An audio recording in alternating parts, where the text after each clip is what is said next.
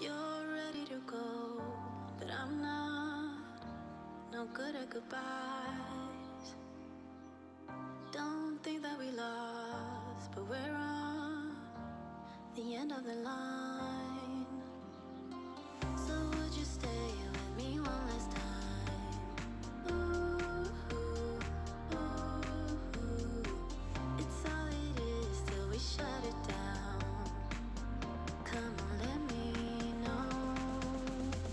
Tell me you won't go.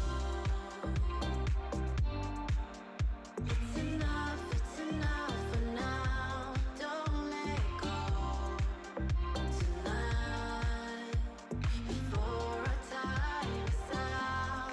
Oh, I don't want you back by my side. I know you know that. Just hold on for now. Don't let go tonight. It's enough for now. Don't let go.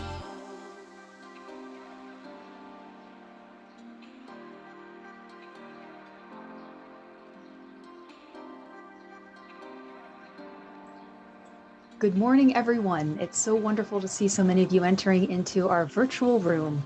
We will be starting our program in just about 5 minutes time. Some things to note: we will be enabling the Q&A function, so please send your questions through and we'll try and get as many of them answered as possible throughout the program.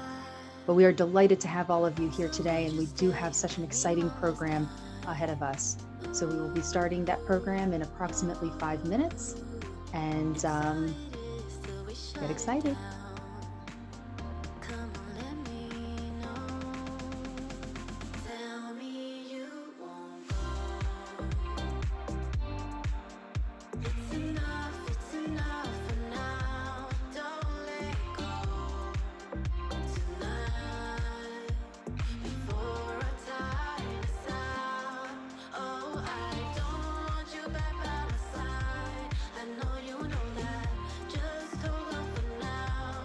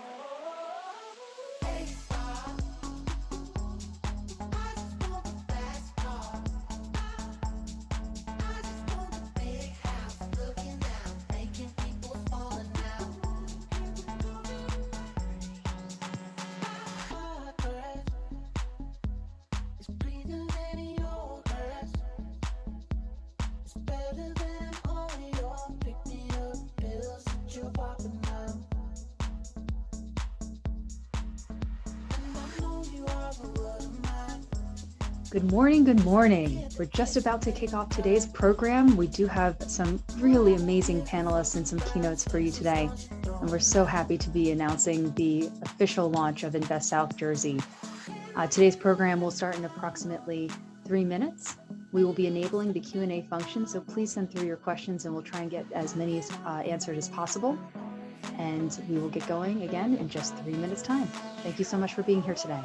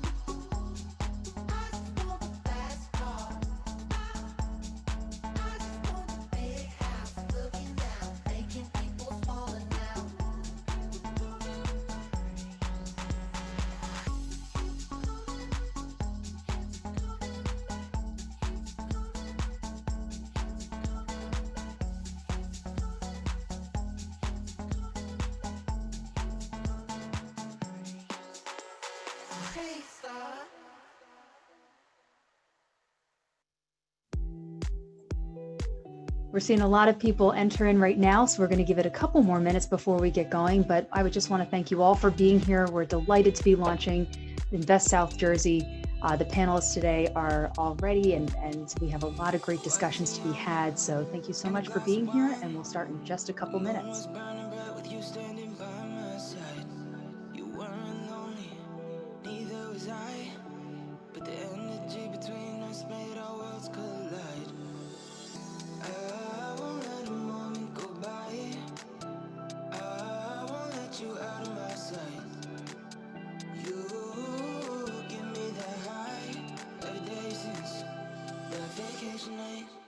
When we dance on top of the bar in Curacao, feeling that body, your hands all over me, up all night, down under the stars in Curacao, feeling that body, your lips all over me, like na na na na, na na na, going too far, yeah, na na na na, na na na, back to the start, when we fell in love at a bar in Curacao.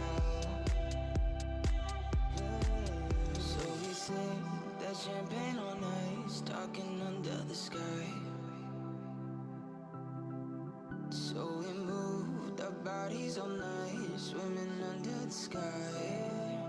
Moved our bodies all night, so connected, more than desire. Jumped into the water cause we started a fire. Your perfection, changing my mind. We're so good together like it's by design. I won't let a moment go by. I won't let you out of my sight.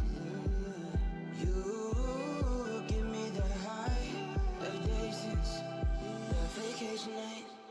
When we dance on top of the bar in Curacao, feeling that body, your hands all over me, up all night, down under the stars.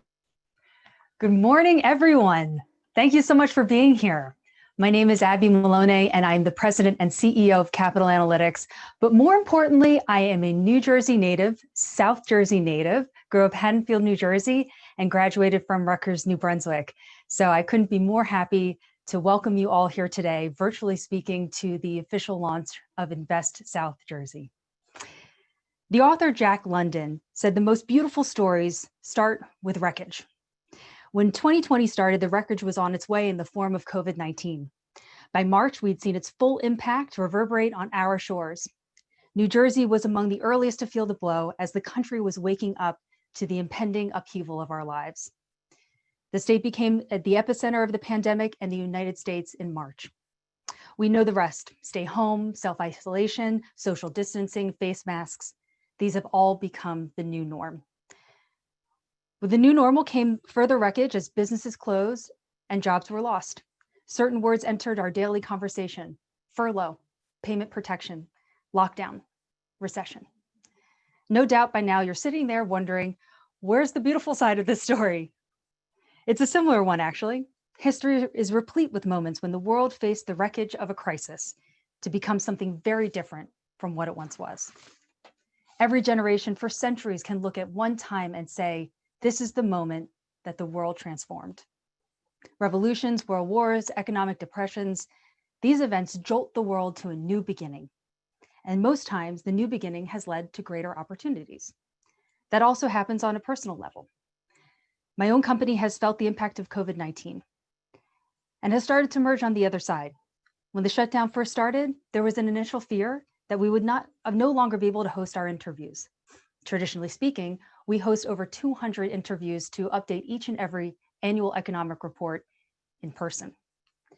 However, something that we were accustomed to using internally, Zoom, gave the world a tutorial. And here we are, hundreds upon hundreds of interviews later, not stopping. For us here today, no doubt that 2020 will be like a year like none other. Out of the wreckage, we're already starting to see the glimmers of a beautiful story that Jack London was talking about.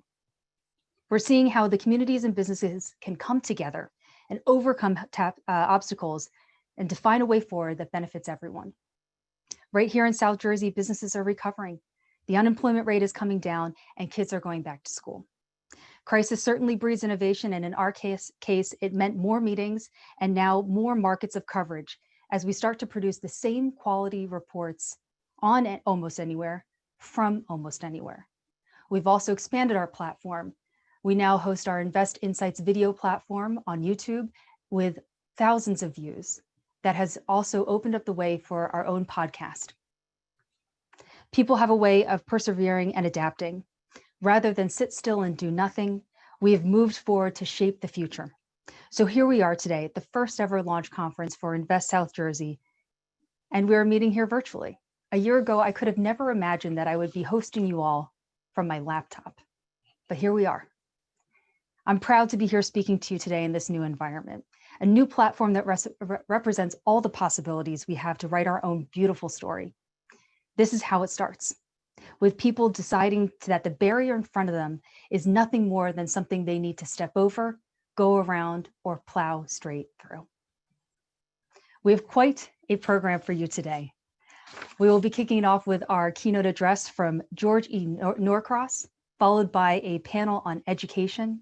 After that, a panel on fiscal responsibility, ending with a keynote address by Lou Capelli from Camden County.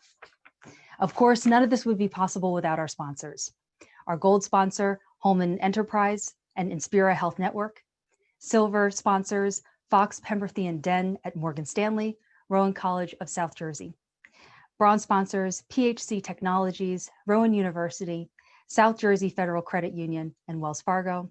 And our honored sponsors, Ascenda Integrated Health, Camden County, Crown Plaza Philadelphia at Cherry Hill, Dilworth Paxton LLP, Hoey Hecht Wealth Management of Janie Montgomery Scott, Republic Bank, and TD Bank. Thank you. It's with your sponsorship that we're able to continue to do our globally read annual economic reports.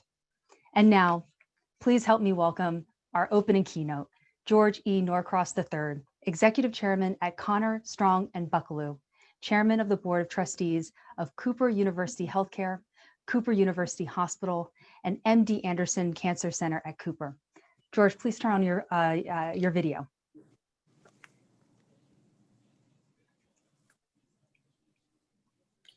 The host is disabled, that it says. Ah, Max, can you help us in the background? It's a brave new world we find ourselves in.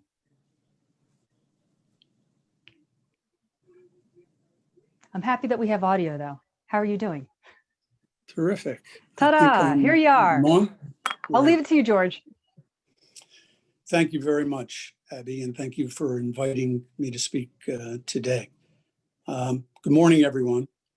And thank you to the panelists who are going to spend some time talking about a variety of very important subjects that affect all of us in South Jersey. I'm very pleased to be part of the announcement of the inaugural Invest South Jersey. As a matter of fact, and for most business leaders, data drives many of our decisions. My insurance brokerage firm, which I started when I was 19, to this very day continues to make decisions largely off data, and a continuing means to make important, relevant, and decisive decisions. As chairman of Cooper University Healthcare and the Anderson Cancer Center at Cooper, as you can imagine, data drives much of what we do. In particular, the last 6 to 8 months.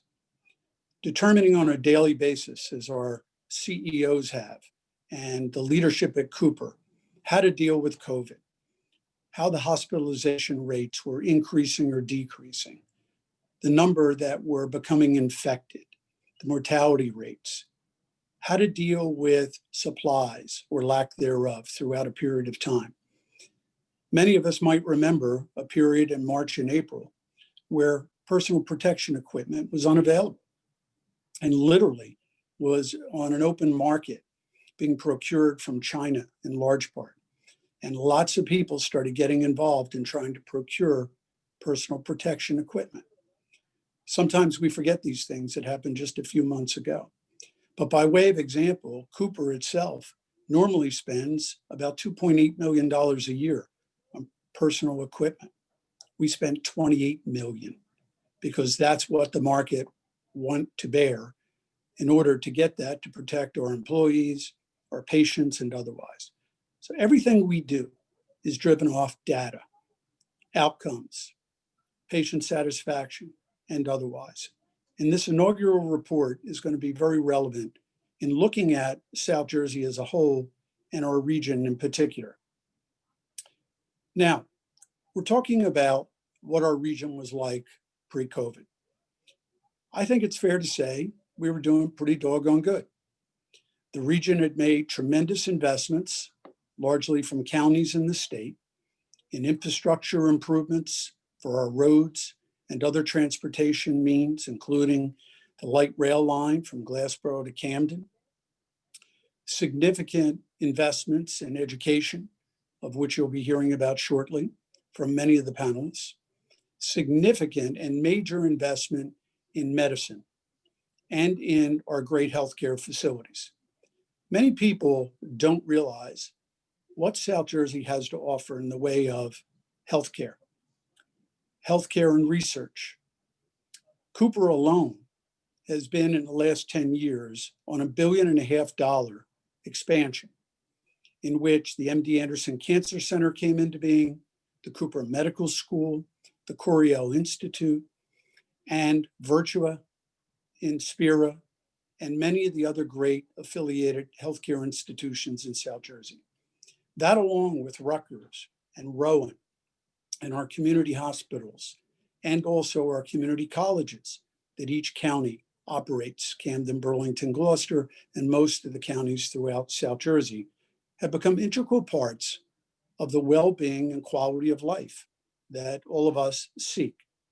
Now, the last 6 to 8 months, remarkably, have been probably the greatest real estate economic boom in the residential field that many of us have seen in decades and decades. Now, many of us have wondered why. What has happened here to cause, in the middle of COVID, in the middle of a recession, massive increases in activity in real estate? Cherry Hill is booming at the moment. Haddonfield, I'm sure other communities in Camden, Burlington, and Gloucester counties. Well, the answer to that is very low interest rates and mortgage rates. And some people believe that the opposite is taking place, which has gone on for the last 10 years, which is people are leaving the cities and seeking what our parents sought many, many years ago: quiet, peace, green grass, beautiful parks, great new educational facilities, whether it's public or private schools, and a quality of living that's much different than perhaps what's been the emphasis in major cities across the country over the course of the last 10 years. So I would say pre-COVID, Camden County, Burlington, Gloucester, and South Jersey as a whole was booming. Atlantic City, since the state government was able to reorganize the city government and get its act together promptly, caused MGM to invest $1 billion in Atlantic City that they would not have invested had the city not gotten its act together in conjunction with the county government of Atlanta. Hard Rock came into Atlantic City and spent $700 million transforming the Taj Mahal into a world-class resort. Atlantic City was beginning a major renaissance, which, for all intents and purposes, Atlantic City and its goods and services and employment represents the largest industry in all of South Jersey, which affects virtually every county in South Jersey, one way or the other. Regretfully, COVID interrupted that. Hopefully, that will continue to be growing forcefully in the future and causing a renaissance in Atlantic City, which began probably 10 to 15 months ago. Now let's take a look at what's near and dear to my heart and something we are particularly engaged in and have been over the last 10 years. The city of Camden, in its renaissance and resurgence. It's been a long, many-year process. And when I look at the great companies that have maintained their residences in Camden, or expanded, or moved to Camden, think of companies like Campbell Soup, who's been there for decades and decades, world headquarters, American Water Company, the largest water utility in America, Subaru, I mentioned Cooper, MD Anderson. We have become an eds and meds corridor in Camden, along with Rutgers, Rowan University. Virtua, who took over Lourdes Health System and has expanded greatly in the region. Inspira, another one of the pillars of healthcare community. Ocean First, TD Bank, whose world headquarters in America is in South Jersey, in Cherry Hill, New Jersey, and still maintains itself in the place it originated back in the early 70s. Now, these are a lot of the good things that have been going on. And Camden certainly has become a great story, not only statewide or regionally, but nationally, because of a lot of the innovative programs that have been put in place for law enforcement that have been heralded around America, new reforms in public education, all forms of public education. And we have seen our waterfront community led by Holtec, Holt Cargo, other companies, service industries like Bayada Nursing that employ thousands and thousands of people expand what they're doing. The infrastructure improvements that began their planning 10 years ago are now seeing fruition. These are the things that always made South Jersey great. People in South Jersey have been blessed by road transportation in large part, rail, and also water. Holtec International, located in Camden because they were able not only to manufacture their product, but to ship it all over the world via the superior transportation services that we have. I think post-pandemic, South Jersey will continue to prosper as a result of the great improvements and great investments that have been made by governments, by private enterprise, and those that have been working together. And if I make a suggestion, I think county governments have done a terrific job in serving their citizens in a time of crisis. I read about it every day, where county governments across our region have been there to meet the challenges that COVID has put upon all of us. We're now in a critical stage where we're facing obviously very difficult things in Washington on a national stage. Regretfully, I don't think whoever wins the election, things are going to change terribly much until the people who occupy Washington were able to sit down and have good discussions together. And when Republicans have a great idea or Democrats have a great idea, they need to be able to work together, not fight, not scream at each other, not light their hair on fire. I like to think that the state of New Jersey and many of our counties in southern New Jersey have learned to work together on a bipartisan basis to do great things for our region. It gets to a suggestion I'd like to offer. I think our South Jersey Chamber is one of the best in the country. I think our chamber needs to take the kind of leadership role that Cooper's Ferry Development Association has taken for the last 10 years in Camden. It has managed to corral all the public and private leadership together at the highest levels, the CEOs, and brought them together to think and to study, to analyze, and to converse over where do we need to go from here to make our quality of living as great as it's been, make it a better place for families to make it their residences, and for families to work in Southern New Jersey and to continue to build its economy. I'm blessed by being associated with some great institutions that my family's been associated with for many, many years. And I want to thank all of you and pledge myself and all of those that are associated with what we do to be a part of any organization that manages to put itself in a place to help people. Because some companies are prospering, other companies are not prospering. And people are going to find themselves needing help. They're going to need lifelines for all of us to try and employ those individuals that live in South Jersey if we can, opportunities that are needed for people who don't have a lifeline, that need it going forward. Government can do much, but it can't do everything.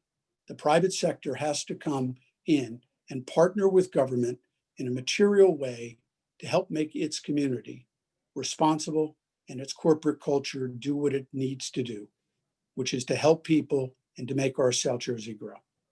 Thank you very much for the opportunity to speak, and I'm looking forward to hearing the other panelists. Thank you very much, George. Wow, that was wonderful. We've been talking a lot about the South Jersey report. I just wanted to quickly show it. You can probably see some of them behind me. So this is such a impactful report, and it cannot be done without all of the help from the business community. We had over 200 interviews, and one of them was Marlena Salta. I see you coming in right now. And please, all the panelists, please turn on your videos. I'd love to welcome our education panel, Innovation and Adaptation, what this could mean for education in a post-pandemic landscape. Moderating today is Marlena Salta, the president of the Southern New Jersey Development Council. You can also see her video on our Invest Insight series. Everyone, I'll let you take it from here. And Marlene, please introduce the rest of your panelists. Thanks, Abby, and good morning, all. I have a great panel this morning. We're going to talk about education, the innovation and adaptation that we need in this serious pandemic that we find ourselves in. So to begin with, hi everybody. Let's introduce, starting with Dr. Fred Keating, president of Rowan College of South Jersey, Dr. Monica Ida, dean of Rutgers School of Business at Camden, Barbara Gaba, Dr. Gaba from Atlantic Cape Community College, president there, and Monica Williams Shealy, Dr. Shealy, the senior vice president for diversity, equity, and inclusion at Rowan University. So let's begin. This is a general question. We're going to start with Fred, and we'll ask everyone the same question. So Fred, can you speak to how the college has handled the unexpected transition to online classes? And by the way, do you have in-person classes? Thanks, Marlene. Well, the obvious, as all of us in higher education know, and those that follow higher education in South Jersey are now beginning to understand, is the complexity of what COVID has done to higher ed learning. No differently than it has to the K-12 arena. But in higher ed specifically, we've basically been, we were literally like all spun out the door in March, unprepared, and not quite ready to take on the aggressive change that was presented to us. We've adapted. We in South Jersey, in our partnership of community colleges, as well as our 3 universities, Rutgers Camden, Rutgers University Camden, Stockton University, and our mothership, Rowan University, we have done our best together. Speaking for my institution, or the institution that I work with, we've shifted, like most, if not all, have shifted to this new venue of online learning, flex, synchronized learning. The idea that we are still not in a position to engage, as is evidenced today. And I believe that this was a trend that was coming. We were all moving in this direction, but as many have written, we were put on a steroidal type of approach to it. So as we approach the winter and spring semester, I believe you're going to see us, and at least in our case, continue this practice through the spring, which will make it a little over a year that we'll be in this format of a hybrid with some on-campus programs, but we are keeping it to a tight minimum. We're leaning more toward the safety aspect. I believe the issue that we're faced with now is that we are entrenched in a medical conversation as much as an educational conversation. By that, I mean our decisions are balanced between medical consult as well as our academic provost and deans. That being the case, we're erring on the side of health and safety in the higher ed community. But needless to say, we have lost population.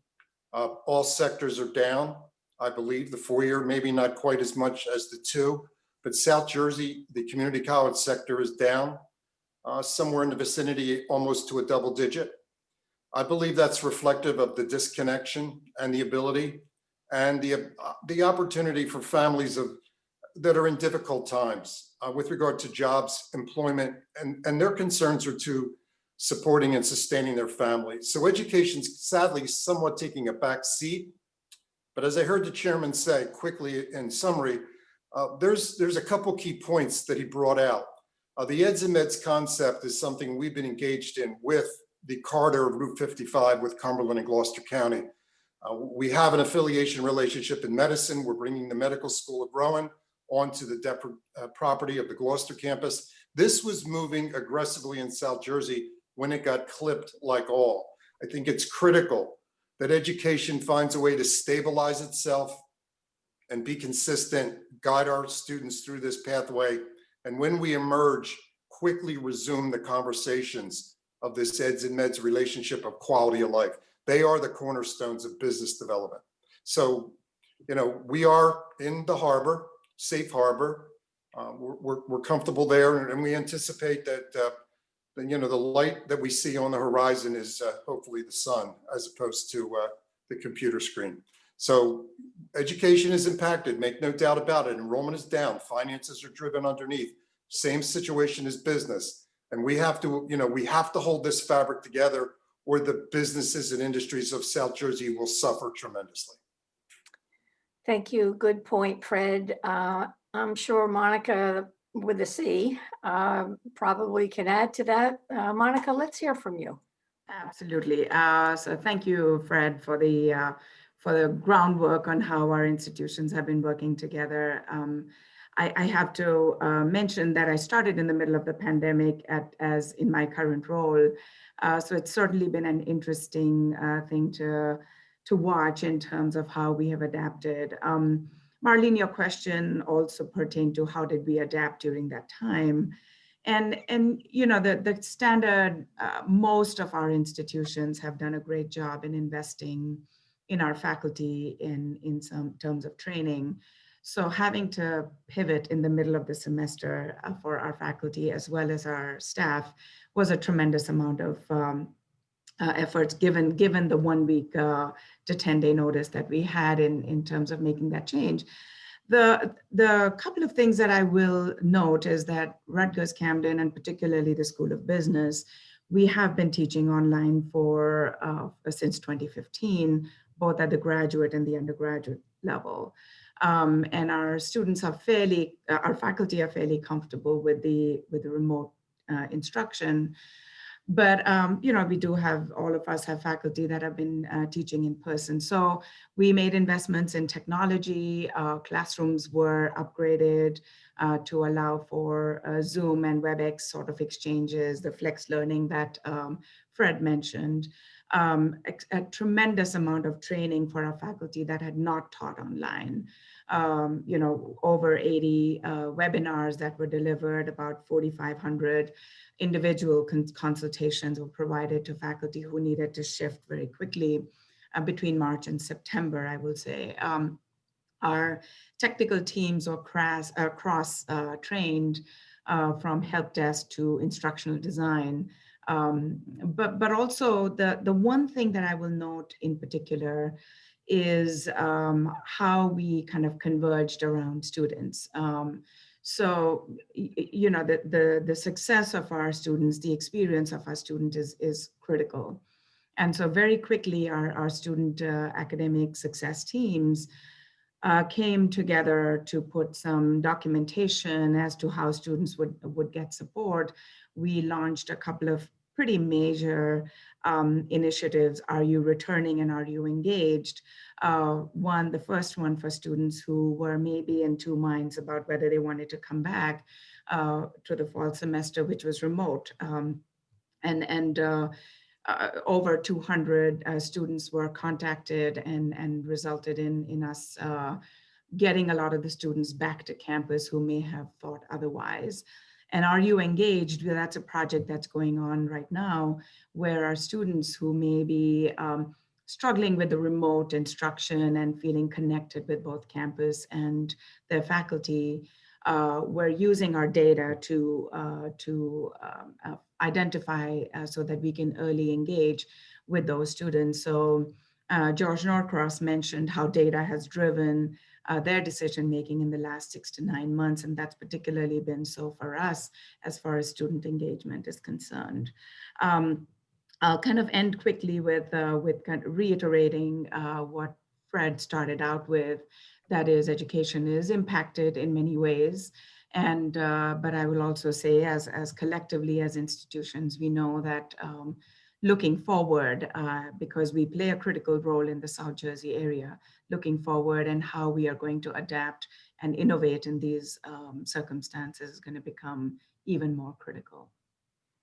By the way, we are remote this semester with some classes in person and slightly more of an increase expected in person in the spring semester. Yeah, good to hear. That's really good to hear. I'd like to move to Dr. Shealy. Remind you to unmute yourself, Monica. And if you would, good, thank you. Take it from here. Well, good afternoon, Marlene, and certainly it's an honor to be on the panel with my colleagues in education, and certainly to celebrate in Invest New Jersey, South Jersey. So at Rowan University, we have done all of the things that my colleagues talked about. I think all of us are basically have the same playbook in terms of how we've responded to COVID-19. So I won't repeat those important features, but I will share some of the things that we've done at Rowan that may be unique. And I'll start with just reiterating this term pivot that we've heard quite a bit in the last few months, is how organizations have been able to pivot to meet the needs of our constituents, internal and external. Currently, we have about 4,000 students on our campus, residential students that are living in the residence halls. We are providing food to those students. Many of them are taking their courses online. We have a high flex model where most of our classes are online, but we do have some clinics, some labs that are open on campus. Many of our researchers have opened their labs back up for students. They are fighting on the front lines, trying to discover solutions to the issues that we're facing right now as it relates to this pandemic. Our institutional technology division has been working day and night. One of the things that we'll probably talk about is this digital divide that we've been talking about for over 30 years. I think this pandemic has really made transparent some of the disconnects, some of the needs that many of our students have that we thought that we had been addressing. We thought that, with technology, many of our students were further ahead in their use of technology and had access to devices. So this pandemic helped us to realize that we needed to provide devices to many of our students. So we were able to do that.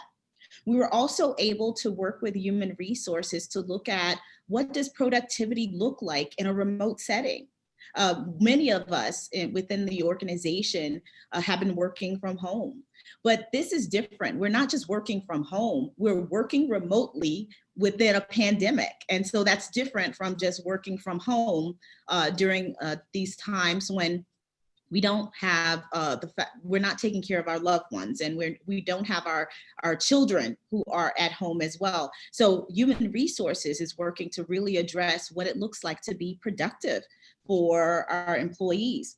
We're also looking at health and wellness and mental wellness of not only our students, but our faculty and our staff. And so I think that those are important ways that we've been able to adapt. And yes, we've adapted because of the fact that we are living in these very challenging times, but it's also provided an opportunity for us to make apparent some of the things that we either took for granted or issues that we didn't address very well, particularly for students, faculty, and staff who are from those historically marginalized backgrounds. And so I think that certainly in technology, we've been online for over 20 years, but now we're looking at new technologies. How can we use augmented reality to enhance our course offerings, enhance the experiences of those who want to visit campus? Students are still making decisions about where to go to college, and we want to make our campus accessible. I'm on campus right now. I'm in my office, I'm looking out the window, and students are walking around campus with masks on. They are, yes, physically distancing, but they are learning, they are, and I would say some of them are thriving within this environment. So I know that we can talk about the doom and gloom of the pandemic, that's real. But within this environment, we still have to grow, find ways to be innovative and inspire. And I think all of us as educators, that's what we're committed to doing. Great, thanks so much, Monica. I can't believe that we are coming close to running out of time, and we have so much more to talk about, but we're going to travel to Atlantic County and hear from Dr. Gaba. Yes, just to follow up with thank you for having me, and good to see all of you. We were very well positioned. You know, this came to us as a big surprise, so to speak, and we had to pivot and transition very quickly. But fortunately, we had already had every course on a Blackboard shell, so the faculty were pretty much familiar with the learning management system. And we also had the advantage that we've been involved with online courses for over 20 years. So we were able to make the transition. We were able to provide professional development for faculty, particularly our adjuncts, and our technology department worked very, very closely with our faculty and also with our students. I won't need to repeat what my colleagues have already said, but we had some very good lessons that came out of this. Primary one being the importance of being nimble. We had to transition, we had to change, we had to move, we had to be flexible, we had to open our minds to thinking about things differently. It was very, very important during this time of transition that communication became very important. We had to communicate with our faculty, with the staff, with the students. I issued messages every Monday so that people were aware of what was going on, because indeed right now we're living in a period of uncertainty. People want to know, when are we going to be reopened? When are classes going to start? How am I going to do advising? How am I going to do testing? So on and so forth. So through the process, of course, we not only had to move all of our instructional items to remote, we also had to move our student services fully remote. Advising, testing, counseling, financial aid, and all of that. All of our business processes had to be done as well. So fortunately, we've been able to do some things and become innovative in terms of moving many of our processes to the technology side, as opposed to them being paper and pencil. So communication has been very, very important with us. It will continue to be important to us. We are already now planning for how we're going to come back in the spring. Right now, we have very few people on campus. 90% of our courses are being offered remotely or online. We want to keep the population density down as low as we possibly can. We will be adding a few more courses during the spring, but not many. We find that our most needy students, our students in developmental courses, our students in math courses, would prefer to be on campus. At this point in time, we're offering many of our hands-on classes on campus, our health sciences, our culinary, and our aviation programs. Those cannot be done remotely. We have also, in terms of communication, been talking to our students. We've been sending out surveys about their needs. Many of them express needs for technology. One of my colleagues has already talked about the digital divide. And through that, we've been able to establish a laptop loaner program for students who don't have the technology. We've been able to offer hotspots for students who don't have internet access. So that's how we're going to continue. And that's how we're already planning for the spring semester. And as one of my colleagues has mentioned, we don't know when this virus is going to end. We're all waiting for a vaccine. We're waiting for the governor to tell us we've moved to stage 3, but in reality, we're going to be walking this path for some time to come, and we are prepared for that. Great. Thank you, Dr. Gaba. I'd like to do something a little different because we are in a time crunch. Maybe ask a question that was sent in by one of our viewers. And if you could answer quickly, and maybe we can get through with another couple of questions. So this one comes from one of our viewers. The pandemic has delayed the plans with seniors at high schools taking their ACT and SAT tests. What are your institutions doing to make these test results optional for students applying to your school, especially this year? So Fred, let's start with you. Any insight there? Well, I think the point is that we've taken all barriers to admission down. So we've removed everything. And I know my colleagues have done the same. Yeah. Yes. In the county college, sector, we're open admission, open access. I think I'm a strong believer in allowing the student to come in, and I don't want to say buyer beware, but I think that they come in knowing that they're in college education, higher education level work. And therefore, this idea of determining those that need remediation, I think it should be co-requisite during the instruction. And I do believe that we take down all barriers with regard to procedural and financial situations with regard. And I think we should do that on a good day. I think these are the lessons we're learning. And I'm hoping that this conversation today, your audience's business, our minds are, honestly, I think ours are somewhat in this past, we're already thinking past this pandemic. I think Barbara's point well made. We're not out of it, but I think we have to start thinking out of it. And I think we've all done what we can do to maintain stability, continuity, and protect the student body and the staff like every business. But quickly, more importantly, I think when the chairman made the comment of tying the knot between South Jersey Chamber of Businesses, Industry, Chambers of Commerce, that we now have to recognize that it's a new day in education. And this is the time to emerge with it. The idea of tying the business and industry and those groups that get inside of it, govern it, and lead it, to do same with higher education. It can no longer be a handshake, an MOU, or a luncheon once in a while. I think we have to entrench the two, because business and industry will need a new system of higher education. So while we maintain ourselves safely and through, I believe our time and energy is now to be better spent on emerging with a refinement of the academic structure, the relationships, the labor-driven industry credentialing, the stackable aspect, this work and learn model. We were getting it ready to go when all systems broke. But I'd rather go ahead and take every obstacle out of the way to answer the question. We've done it. Try to hold this population together. They are fragile at best.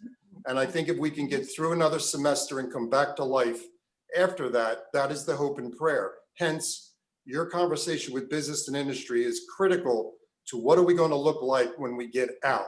Not so much what are we doing in, as to where do we go from here. So long-winded answer, I apologize on the time, but I think the shift in conversation to exit strategy is maybe equal to or more relevant than pandemic strategy. We've played our cards, they're out there.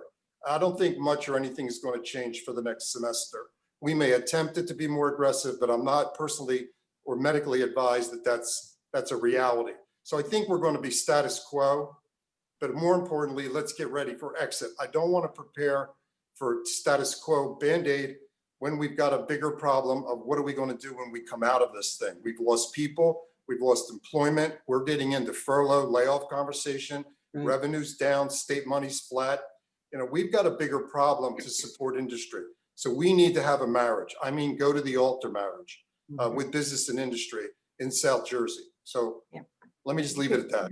Yeah, just to piggyback on what Dr. Keating has said, someone once said, never waste a good crisis. And this is a crisis that's forcing us to think about the future. And one of the things that we have done, and I've been very strategic about is saying to my faculty and staff that we must think about the future and how we are going to come out of this better and stronger. Yeah, thank you, Dr. Gaba. Monica, you're on mute also. You want to weigh in on that? Sure. So like Fred, I think we're all at a stage where we are in, test optional, giving students as much flexibility around this time. And I will say the same thing here. I think the path is to look forward. Yeah. And there's a few things that we talked about today. Public-private education partnerships are very critical at this time, particularly because what we're going to see in the next few years, we've already been impacted by we will be impacted by demographic trends in the next few years. And there's going to be a lot of right sizing, but there's what we need to start thinking about are three-pronged approaches. How do we get public-private educational institutions to partner together? And a great example is business schools, where our accreditation standards are changing to recognize not simply the academic components that we provide, but also the social impact that business schools are having on their communities or the global communities. And so it's it had already started making us think about who are we, where we are, what does our future look like as business schools? And this has now accelerated some of that because we've realized these partnerships with our communities, with our business leaders and our public institutions is even more critical to deliver access, to deliver on our mission for who we are and why we are in the region. Thank you. Thank you. Thank you. Monica, do you want to conclude that thought? I'll say ditto to everything my colleagues have said. Yes, we are test optional. And I'll just add that I'm in a meeting today with our academic leaders, and we are expanding dual enrollment for our high school. I know the question came from someone asking about high school seniors. And so we are expanding our dual enrollment offerings and certainly starting with our partners in Camden City to make sure that last high school, 12th grade year, that students are able to maximize their opportunities coming into Rowan and certainly move forward to graduation at a quicker rate. So we're excited about those opportunities. Great. Well, I just got the signal that says our time is about up. So let me just conclude by thanking all of you, each of you. Great conversation. We could have spent another 25 minutes or more on the topic. But I do thank you. Thank Invest Magazine also for giving us the opportunity to talk about this important subject. On behalf of the Southern New Jersey Development Council, I wish you all a safe day, be well, and hopefully we will see each other on the other side of this virus. Thank you all. Thank you very much, Marlene, and thank you to our first panel for their contributions to this important discussion around education, which is a vital conversation for our future in light of the events of 2020. As some of you know, I'm Jack Miller, Regional Director at Capital Analytics. I oversee 9 markets throughout the East Coast, and getting to know the burbs as one of our newest markets of coverage has truly been a pleasure. I wish I could be with you all in person today, but I truly look forward to returning one day soon to spend some more time exploring this unique region further and getting to know even better the kind people that I've already had the pleasure to speak with. Hopefully we can get together over a meal at either Olga's or Ponzio's or whichever is your favorite diner. I want to add my appreciation as well for all of you supporting this event today. Through my conversations with you, I've been so thrilled with your compliments on the global platform we have created for South Jersey. While 2020 has been challenging, we do look forward to working with you long-term towards the continued growth and development of the region as we continue to update each year's edition. It is now my pleasure to introduce our second panel today, who will discuss fiscal responsibility in 2020 and how companies and individuals can best prepare for sustainable growth through sound strategy. Panelists, if you please start your videos. I would like to first introduce our moderator, Christina Renna, President and CEO of the Chamber of Commerce, Southern New Jersey. Christina will introduce our panelists today, so I'll turn it over to you, Christina. Wonderful. Thank you so much, Jack, and welcome everyone. Good afternoon. As Jack said, my name is Christina Renna, and I am President and CEO of the Chamber of Commerce Southern New Jersey, the region's largest and most influential business organization. It's my pleasure to moderate today's panel discussion entitled Best Practices to Promote Sustainable Business Growth in a Post-Pandemic Landscape. But before we begin, I'd like to thank the team at Invest South Jersey, not only for organizing today's online forum, but for shining a spotlight on South Jersey. We've talked a little bit about the publication. It was extremely well done, and I know I speak for all of us involved that we appreciate the hard work of Abby and her entire team, so thank you. Joining us for today's discussion are four of the region's most influential financial and accounting leaders. I'm going to briefly introduce each of them, and then we'll jump into the discussion. First, we have Albert Fox, who serves as Senior Vice President, Executive Director, and is a founding member of Fox, Penberthy, and Den at Morgan Stanley. For more than 20 years, he has provided highly personalized and objective advice to families looking for comprehensive wealth management strategies. We have Vincent D'Alessandro with us, who serves as President of the Southern Region at Ocean First Bank, which covers Atlantic, Cape May, Cumberland, Gloucester, and Burlington counties. As Regional President, Vinny manages all aspects of customer-facing initiatives, including commercial and consumer lending, retail, and government banking.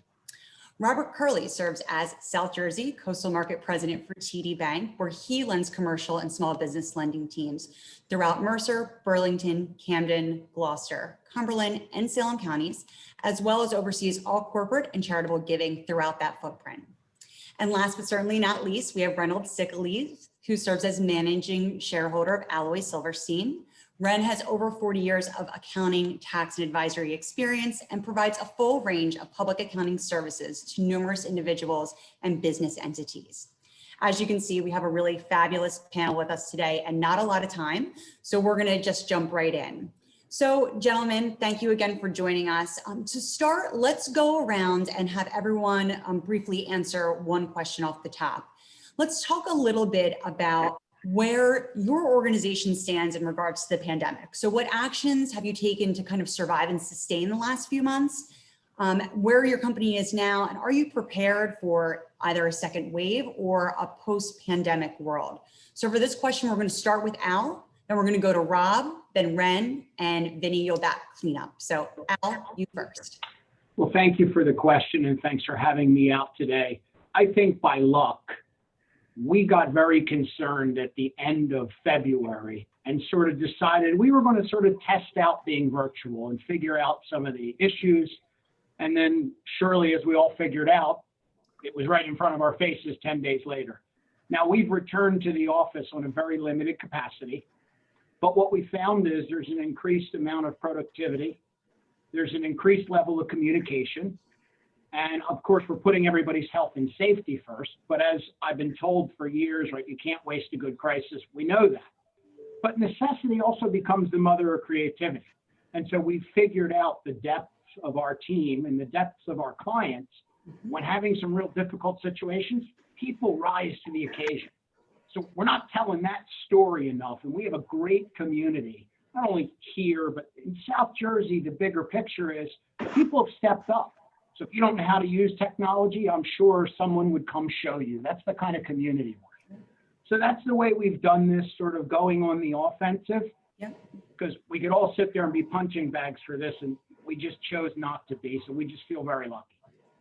Wonderful, wonderful way to go about it, Al. Rob, you're up next. What are your thoughts? Yeah, so thanks, Christina. So, you know, when I look back at this year, I have to say I'm incredibly proud. And I'm actually surprised at how well we at TD have adapted to this new world order. You know, if you had told me back in March that I would be working and leading my team from home and helping my customers grow their business and also survive this pandemic, all from the comfort of my own home, I would never have believed it. I'm an old school person who really believes in, you know, being in the office and face to face. But, you know, we've all had to learn to embrace technology. You know, back in March, I didn't know what Zoom was. I really had no idea. We didn't really use WebEx video very often at our bank. But I can tell you, we use it every day now, and it's a great tool. I actually feel connected to my team. I feel connected to my customers. And I think it's an amazing tool that has really helped us through this pandemic. I would say from a productivity standpoint, I think I work harder now than I ever did because I don't spend time driving around in the car all over the state of New Jersey. I'm not, spending an hour and a half at lunch at Aldo Lamberti's or other places. I'm actually working almost all the time from the time I wake up to the time I go to bed. I'm working. And I think, our team has had one of its best years ever from a production standpoint here in South Jersey. We put on more loans than we've ever have. Our deposits have grown more than ever. And I can't argue with how productive we've been in this virtual world. At TD, we've also donated millions of dollars, Maine to Florida, a lot of it here in New Jersey, to help our communities survive COVID. And we've really supported a lot of COVID-related causes. And then last, I would just say, me personally, it's kind of changed how I dress. I wear a shirt and a jacket with sweats and shorts on down below, so it's kind of neat. Yeah. I gotta love it, Rob. Great points all around. And I'm with you. I had never used Zoom in my life until March. So same page on that. Ren, you're up next. Do you care to comment on the question? Sure. We were rather lucky back in 2012 when Hurricane Sandy hit. We were actually out of power in our Cherry Hill office for about a week to 2 weeks. In spring of 13, we went totally to the cloud, so we haven't missed a beat. We set up drop-offs for our clients. We've met the April 15th tax deadline, the July 15th deadline, the October 15th deadline, which is next week. And we got PPP from China. Everybody's safe. We're working at home and we haven't missed a beat, and we're still remote, and we're not sure when we're going to go back because our concern is a second wave and what happens if a second wave hits during tax season, because we can't afford to be shut down next tax season for 2 weeks. So right now we're totally remote. We have about 5 to 10 people in the office, and we haven't really missed a beat at all. Yeah. The fact that we were all able to kind of pivot one way or the other and done so successfully is a testament to your organization and all of our organizations. Vinny, up to you. You care to comment? Yeah, absolutely. Thank you, Christina. I just, first of all, I'd like to thank Abby and the team at Capital Analytics for putting this together. I am truly humbled to be part of this panel discussion, which concludes you, Ren, Rob, and Al, the education panelists who essentially are preparing the employees and the future leaders for our companies. And the great George Norcross, great to hear him, and looking forward to Freeholder Capelli's remarks at the end. Hopefully this adds value to our great South Jersey business community. We've had an interesting go at it. We thought we were an organization that provided, flexible scenarios for our folks, but we were far from prepared. The strategic planning that we did was certainly not preparing us for this, but initially we put everybody remote, and we had to learn how to operate remotely. So we worked really closely with our educational partners that we work with through our foundation to find out what they're doing with their faculty, their staff, their students. And that was meaningful for us. So we had to train our entire staff of folks and came up with a certified digital banker program so that our folks can stay committed to being connected to their customers, their clients, their folks in a much different way.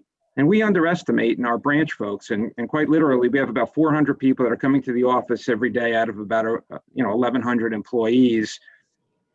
Our staff in our branches have recognized how important they are to meeting their customers, to being in the lives of their customers.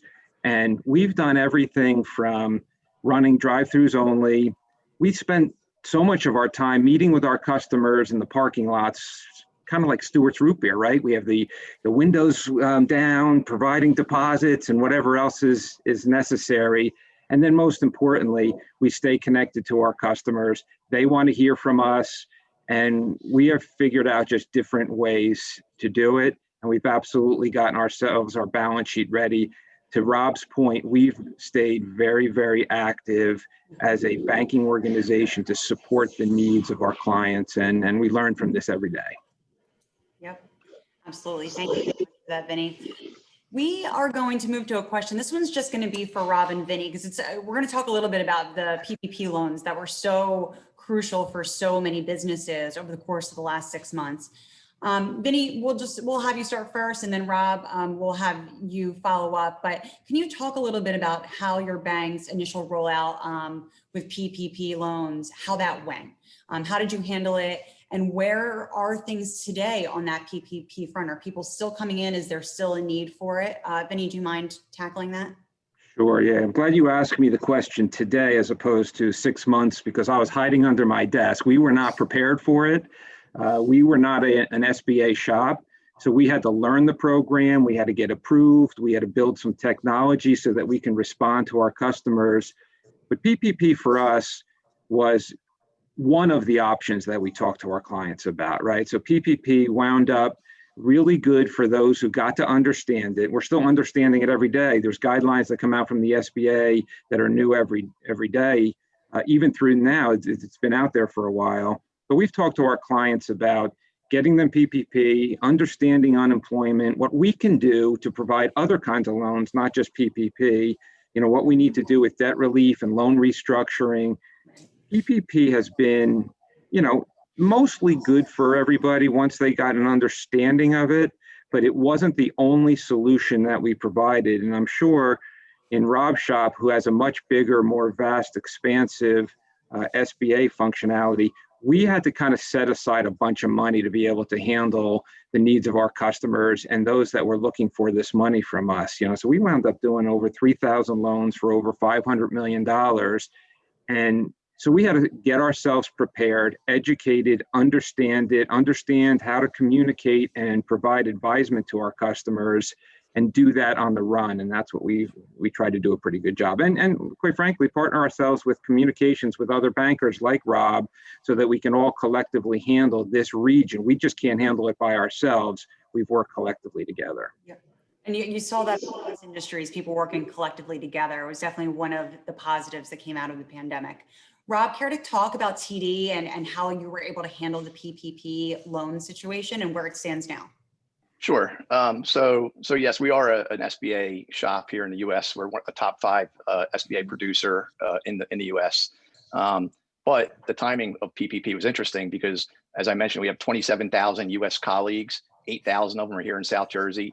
And while we're trying to shift all of them home to work from home and get them up to date on how to work from home, all of a sudden we get hit with PPP. And it was a major shift in how we operated. We had to redeploy, and we trained over 1,000 people in the bank who never did commercial lending or small business lending. We had to teach them how to view these loans, how to process these loans.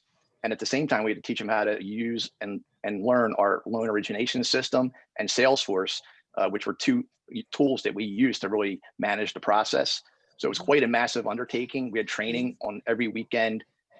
People worked around the clock for 5 or 6 weeks, but we kind of viewed it as our civic duty to get as many of these loans into the hands of our customers as possible. We didn't want any customer to be left behind.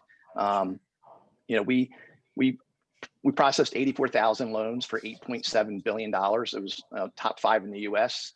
In a normal year, just to compare that, we do 3,000 SBA loans, so that just puts that in perspective. And we did those 84,000 loans in probably about a 6-week period. We did 23,000 of those loans were here in New Jersey for $2.3 billion. So very proud of what we accomplished. And when I look back at it, it was a very difficult and challenging time. I think I was working 24 hours a day, as well as everybody else in the bank who was involved with PPP. And to Vinny's point, it was such a new program. I like to say, I told people it was like building an airplane while flying it. And every day something would change. You had to shift gears. It was amazing to me how banks adapted and rolled this out. And it was very, very important. I can't tell you how many customers have told me they would not be here today if it wasn't for that PPP loan. So it's a great program.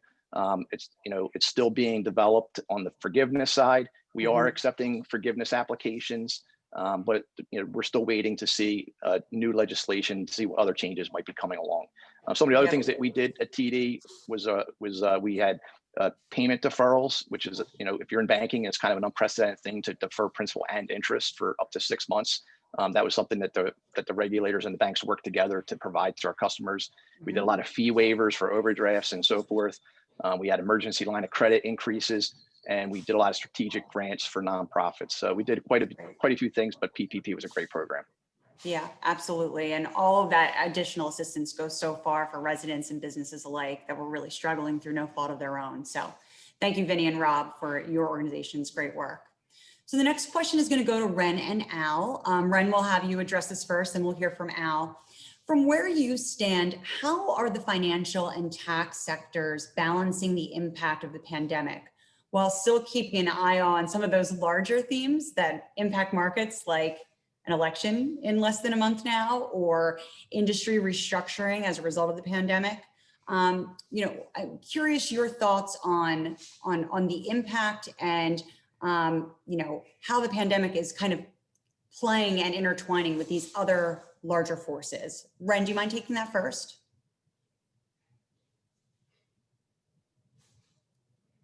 I think you're on mute. There you go. Okay, right now, I think it's business as usual. We're used to elections every 4 years. We're used to major tax law changes. After the election, we'll be doing planning through the end of this year, depending on what we think will happen in 21. I think the major concern right now is getting our clients to the year 2022. So what we're finding is we're doing more cash flow projections and helping clients and doing more advisory services, because over the last 8 months, clients found out the difference between a tax preparer and a tax advisor or a business advisor. So during the last 8 months, the low cost provider didn't necessarily help them navigate through the PPP field or any of the other problems they were having. And over the next few months, we'll be helping our clients go through the maze of PPP forgiveness. Yeah, and it is a maze. It's a maze. That's a good term you used, Ren. Al, care to chime in on this question? What are your thoughts? Sure, I need an hour, but I know I don't have an hour. So we have about 10 minutes, but I want to actually pick up where Ren left off, because the thing that comes top of mind to me is pre-event planning. And so I think the things people learn when they go through a situation like this, if you look back over history, yes, COVID is tragic and it's a pandemic and it affects everybody. But you look back at history, this is nothing new. There are events that happen in the world. There are unfortunate events. They disrupt markets. They disrupt people's plan. They disrupt people's retirement. They disrupt where they thought they were going to be. And so I think the real takeaway for everyone is pre-event planning. Are you looking at worst case scenarios for your business, for your personal situation? What can happen under a really, really bad scenario? And do you have something built that weathers through that? And if you don't, what changes do you need to make sure that you can survive that and thrive? Where we've seen a lot of people struggle is they think that something goes on forever. So specifically for me, they think a good market goes on forever. History will tell all of us that's not the case. And everybody thinks they have one more hour in it or one more week in it. But we tend to find that a best offense is really a great defense. And perfect, and we all know this because timing's part of life, perfect is the enemy of really, really good. And I'd like to encourage our community, right, to bring a new element of their thinking. And again, Ren talked about this. What's time look like 6 months from now? What's it look like 6 years from now and everything in between? And laying out for yourselves how that could potentially affect you positively and negatively, so there's no surprises. Right. And I think that's probably the biggest takeaway, I think, for the business community. Yeah. As we're all learning together and information comes at us so fast, we all need to just take time to digest it. And one other comment to Rob's point of working 24/7. All of us need to be mindful, right? We have to take care of ourselves. So 24/7, while it's an easy habit to fall into and we're all engaged all the time, sometimes we do our best work when we take a step back and we look at what it is we're actually solving for and how we need to get there. So Christina, thank you for the question. And I hope that added something. No, absolutely, Al. Thank you so much. I think that was a great response. So we had a question come through in the chat. We have about 5 minutes left. So I'm going to toss it out there and see who would like to answer it. The question that came through was, what is being done to attract both domestic and international venture capital funding to startups in South Jersey? Who would like to take that?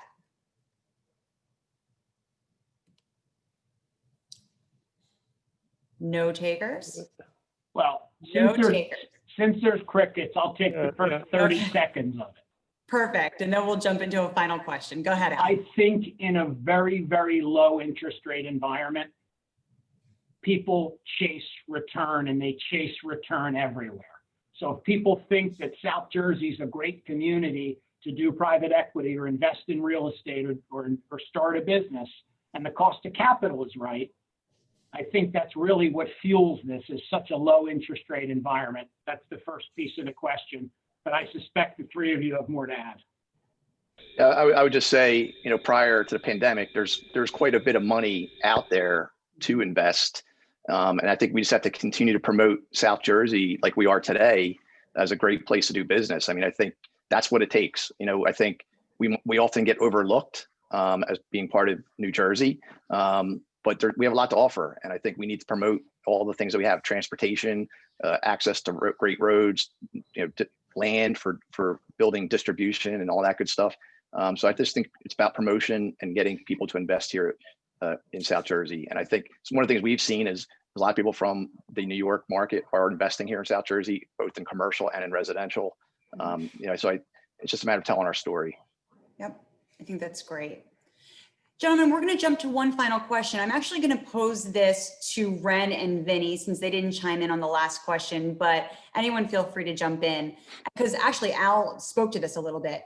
From your perspective, what is going to be the most important keys for the business community here in South Jersey to recover? And as I said, Al talked about some of the long-term planning that needs to happen. But I think the second part of this question is actually a little bit more interesting, which we have not touched on yet, which is, which economic sectors would you say, or you believe, are poised for future growth here in South Jersey, even in this pandemic world that we're living in?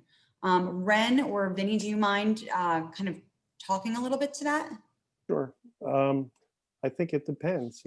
Every industry will have a different answer. I'm not a person who right now would want to own a restaurant, but I would love to own, or I wouldn't want to own a restaurant or a gym until you can go in without a mask.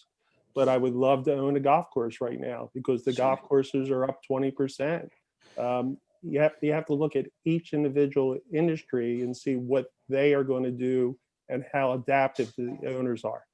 The more adaptive they are, they'll be able to reap some benefits. I wouldn't want to own a commercial real estate right now, because everybody in the world is rethinking whether or not they're going back into an office, and if they have an office, how much space they don't want.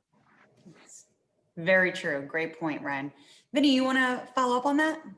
Sure. We at Ocean First, we're a small business ourselves, right? So one of the things that we're doing is spending time understanding what our resources are. We're communicating to our business operators to say, listen, we're having hard conversations about understanding where are your resources? What capacity do you have to reinvent yourself? What do you have that you can bring diversity into your revenue mixes and your sources of getting your ability to cut your costs and spend time making your operations more efficient. So the thing that I always push is the relationship that they should be having with all of their professionals, right? They should be dealing with selfishly with their bankers, with their CPAs, with their investment specialists, their attorneys. And quite frankly, we're pushing our companies to have conversations with their peers. They talk to us about what we see with other companies that have been working, what hasn't been working. And so we've been really acknowledging the important role that, the local chambers are playing in terms of providing up-to-date understanding of where the business environment is going, what the trade groups have to add to their value. And to Ren's point, there's quite a few businesses that you would shy away from, but in South Jersey, where land development and proximity to the ports in Philadelphia are really good, warehousing to support the internet activities online, You know, the real estate is quite vast and there's some opportunities there. So we look forward to working with our clients in expanding the footprint down here. As the exodus out of the cities has taken place, it's giving, you know, South Jersey a fresh sense of identity of where there's some opportunities. It's absolutely a great point to end on. So gentlemen, our time is up. So I want to thank all four of you for taking time today to join us for this really critical conversation. We touched on a lot of the, I think, the high points here that impact not just the financial institutions here in South Jersey, but they impact all of us, residents, businesses alike. So thank you so much for spending time with us. Thank you again to the Invest team for this opportunity. And I think at this point, I will kick it back over to Invest. Thank you so much, everyone. That was a wonderful panel, a wonderful discussion. And again, it's really with the business community that you're seeing here today that we're able to build these reports. Like I mentioned before, over the course of about 6 months, we speak to over 200 representatives throughout the business community to put together what becomes the analysis of each and every year's report. So again, thank you everyone on the panels today and also throughout the last number of months who helped put together this well over 150-page report.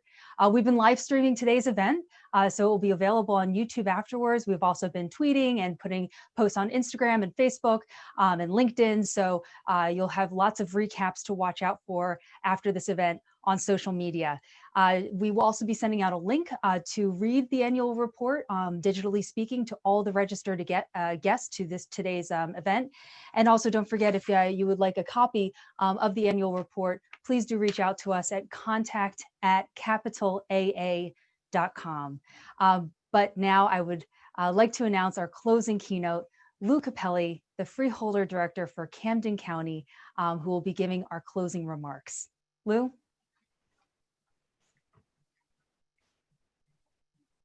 Good afternoon. I'm Lou Capelli, Director of the Camden County Board of Freeholders.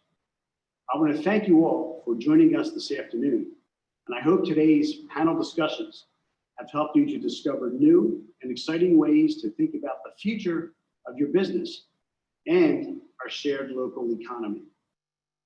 When I sat down with Invest for an interview in 2019, we didn't discuss pandemics or viral outbreaks.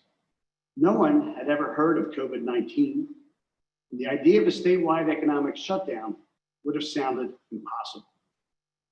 Instead, we talked about the county's falling unemployment rate, the growing number of businesses that were bringing their operations to South Jersey, and all of the other incredible economic activity happening in our region. Well, this year has looked a lot different than any of us ever could have imagined. But even during this challenging time, I'm frequently reminded that this pandemic will end. And when it does, the fundamentals that made South Jersey so hospitable to new and existing enterprises will remain intact. From the vast diversity in land and real estate throughout our region to our strategically advantageous location near Philadelphia, New York, and Washington, D.C., South Jersey remains poised to be a place for growth, expansion, and innovation. Look no further than the city of Camden for evidence of our region's resiliency. Once called the city invincible, Camden struggled for decades to find its footing, and the Great Recession devastated the economy even further. But now, prior to COVID-19, Camden boasted record low unemployment rates, rising wages, improved quality of life metrics, and countless new businesses were finding success in the city. The Eds and Meds corridor has become a hub for some of the nation's greatest minds, and the institutions there are training our next generation of leaders in medicine and other disciplines. Camden's renaissance has only been possible because leaders in the state legislature, local government, and private sector finally leaned into the city's traits that made it a desirable place to live and work. Like the rest of South Jersey, Camden offers a unique opportunity: transportation, investment, and a skilled labor pool waiting to put people to work.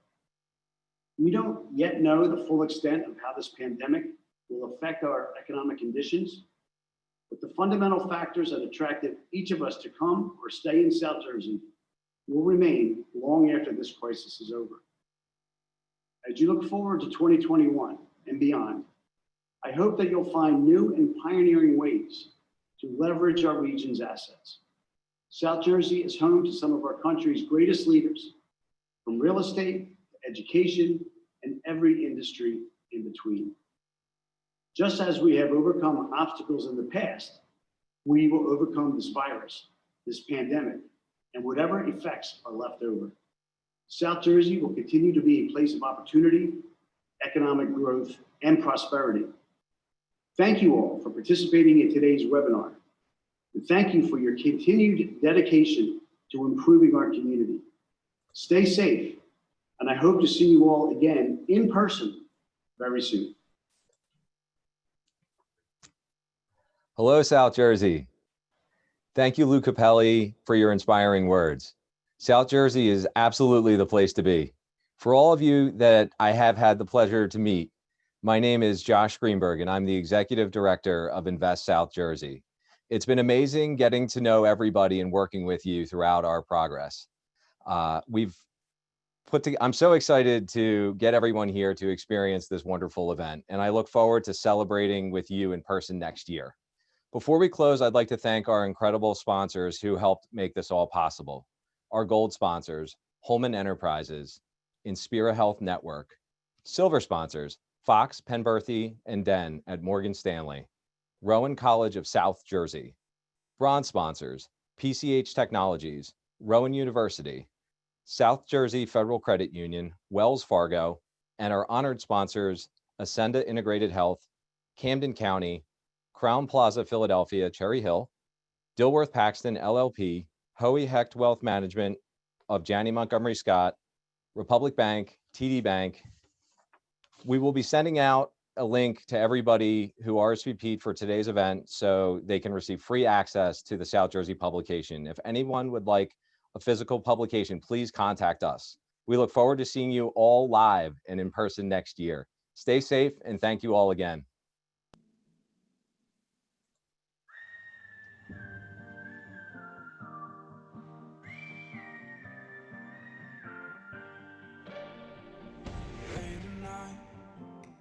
I bought a ticket, I had you in mind.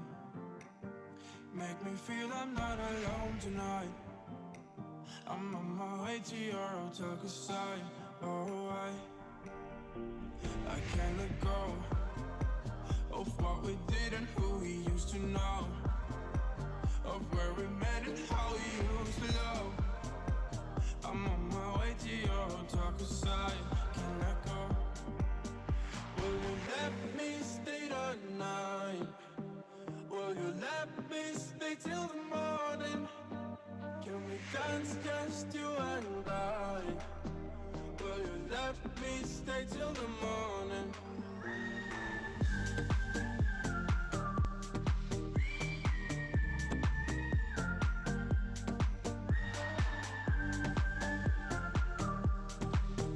Will you let me stay till the morning? Late at night, you open up and look me in my eyes. You tell me everything's gonna be alright. Just close your eyes and we can dance all night, every night. I can't let go of what we did and who we used to know, of where we met and how we used to love.